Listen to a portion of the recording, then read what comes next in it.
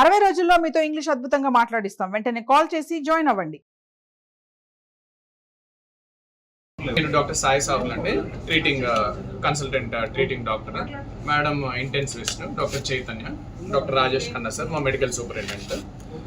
బేసిక్గా తను వచ్చిన కండిషన్ యూజువల్లీ నిన్న మాకు నైట్ 5:30కి వచ్చారు, ఈవినింగ్ 5:30కి వచ్చారు. 5:30కి కొంచెం కంప్లీట్ డ్రౌజీ స్టేట్లో అట్లా తీసుకొని వచ్చారు. అప్పటికి మాకున్న హిస్టరీ ప్రకారం నిద్రమాత్ర టాబ్లెట్లు కొంత ఎక్కువ మోతాదులో తీసుకున్నారని చెప్పి మాకు ఇన్ఫర్మేషన్ ఉండింది.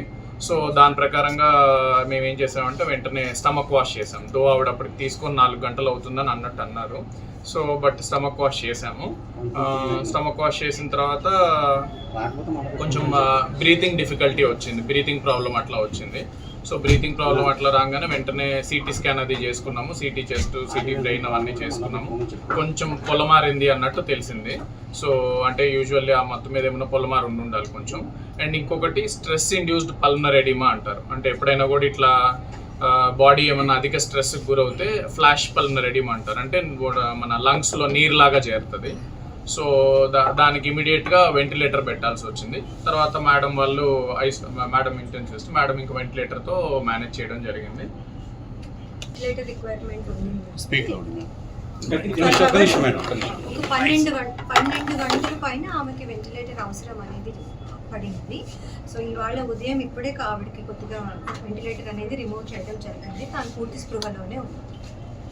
ఇప్పుడు ఆక్సిజన్ అవసరం పడుతుంది. వెంటిలేటర్ తీసేసి ఒక 2 hours ఆక్సిజన్ రిక్వైర్మెంట్ మీద ఉన్నారు. ఆక్సిజన్ మీద మాట్లాడడం కూడా జరిగింది, మాతో మాట్లాడారు ఏంటిది అనేది. చూడాలండి ఇంక ఇప్పుడు. అంటే ప్రస్తుతానికి వెంటిలేటర్ నుంచి ఇప్పుడే తీసాం కాబట్టి ఆక్సిజన్ రిక్వైర్మెంట్ అని చెప్పాం కదా, ఆస్పిరేషన్ అయిందని. ఆస్పిరేషన్ వల్ల కొద్దిగా ఇన్ఫెక్షన్ లాగా ఫామ్ అయ్యే అవకాశం ఉంటుంది. సో దానికి ఇప్పుడు యాంటీబయాటిక్స్ అవి ఆల్రెడీ స్టార్ట్ చేసేసాం నిన్న నైట్ నుంచి. చూద్దాం. బట్ యాజ్ ఆఫ్ నౌ చూస్తుంటే మటుకు స్టేబుల్ గానే అనిపిస్తున్నారు. మోస్ట్ లైక్లీ డేంజర్ నుంచి బయటకు వచ్చినట్టు. ఎంత మోతాదులో తీసుకున్నారు సార్? అది ఇంకా ఎంత మోతాదులో తీసుకున్నారు?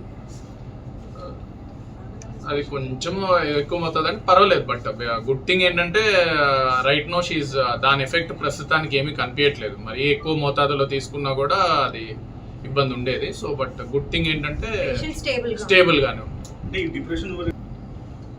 చూసి చెప్పండి.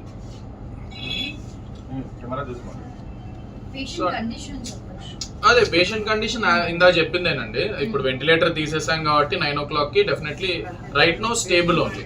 అండ్ దాని యొక్క డోసేజ్ యొక్క మోతాదుది ఆవిడకి ఇప్పుడు ప్రస్తుతానికి బాడీ మీద అయితే ఏమీ ఇబ్బంది అయితే చేయట్లేదు.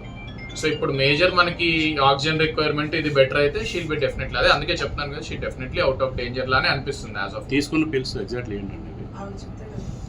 అది మనకి ఇంకా తెలియాలండి, ఎందుకంటే అది మోస్ట్ లైక్లీ స్లీపింగ్ టాబ్లెట్స్ అవి. అంటే కంప్లీట్ గా ఓరియంటేషన్ రాలేదు.